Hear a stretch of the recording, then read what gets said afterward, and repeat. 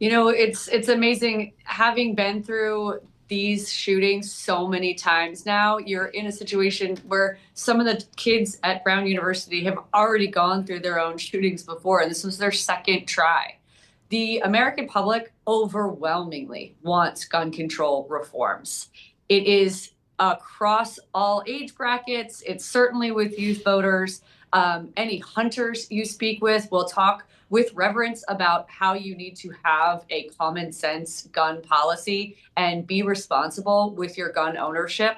And it's something that politicians in America just refuse to come to a bipartisan consensus about. Why? I remember, the stroll-ins in the United States Senate after Sandy Hook, where you had moms pushing empty strollers, and that doesn't move the needle in the United States Senate. And it's really a travesty that we see play out every time. Brilliant, Henrietta. Paul wants to jump in here, but let me just ask a simple question. Why is there a political divide if there seems to be a nation somewhere in the middle? It's a really fascinating question. I think I would go to the ability of individual members, particularly on the House side, to generate tremendous amounts of campaign contributions when they take an outlier approach and to gum up all the works. If you want to make an argument for repealing the filibuster, there are some in Congress who would say this is a perfect opportunity because you have single, standalone, sort of lone wolf members who will not budge on this issue, despite the fact that the vast majority of Americans want reform and common sense, really obvious looks at global gun violence. Even with the case in Australia that took place as well this weekend, you can see how much more of a tragedy and how frequently it happens in the United States versus anywhere else in the world. And it's because of our lack of regulation. Well, I have a saved tweet on my phone from Sandy Hook, and it says, in retrospect, Sandy Hook marked the end of the U.S. gun control debate. Once America decided killing children was bearable, it was over. So there you go. Where are we right now, Henrietta, in terms of the to-do list for this Congress for the remainder of the year heading into next year? The to-do list is get out of town. The Senate is not going to move forward on standalone appropriations bills in any kind of meaningful way. They'll try to.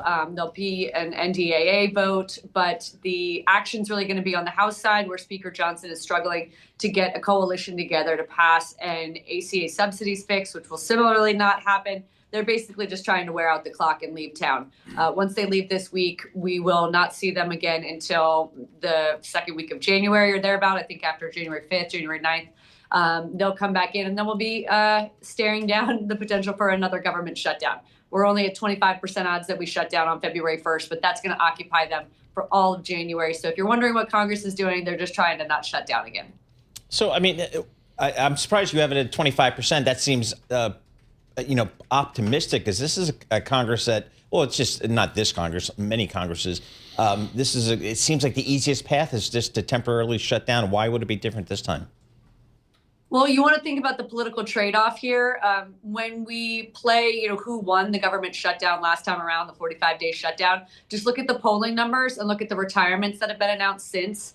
There are now about 24 Republicans that are not going to run for office again. And what you can see from that is the special elections and the elections back to November. Democrats have been winning by 14.4 points in the special elections. When you go into a midterm cycle, the rule of thumb is to cut that in half, and anybody not outperforming the Democratic Party by 7 points or more is going to lose their midterm election cycle in November. Wow. That's, what you're hearing from the RNC. That's what you're seeing in these retirements.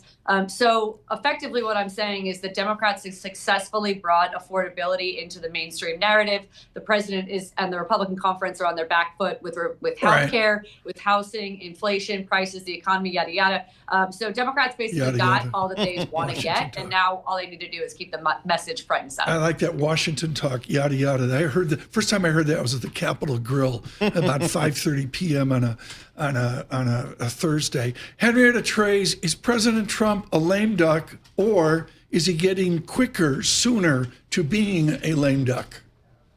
I think the 2028 parlor game is well underway. You can see that with the Republicans coming out with sort of knives out against Speaker Johnson. They've lost the willingness to do what he says, which is a proxy for what President Trump is requesting.